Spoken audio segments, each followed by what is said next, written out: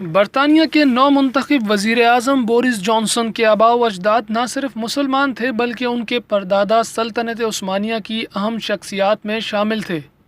Be B C کی report کے مطابق اس بات کا انکشاف خود بورس جانسن نے کیا تھا، مگر یہ بات سن کر بہت حیرت اس لیے ہو رہی ہے کیونکہ بورس جانسن کو عموماً جن باتوں پر تنقید کا نشانہ بنایا جاتا ہے اس میں سب سے اہم اسلاموفوبیا ہی ہے، یعنی اسلام سے نفرت۔ انہوں نے برقعے میں ملبوس مسلمان خواتین کو خط ڈالنے کا ڈبہ یعنی لیٹر باکس کہا تھا۔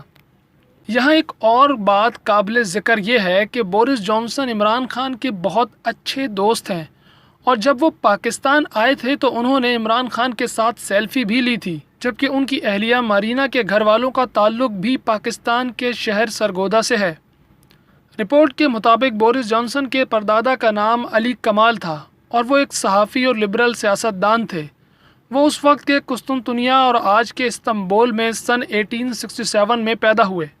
علی کمال نے صحافت کے سلسلے میں متعدد ممالک کا سفر کیا، جس میں ایک سوئٹزرلینڈ بھی شامل تھا، جہاں ان کی ملاقات وینیفرڈ براؤن نامی ایک سوئس انگریز خاتون سے ہوئی، جن سے انہوں نے 1903 میں شادی کی۔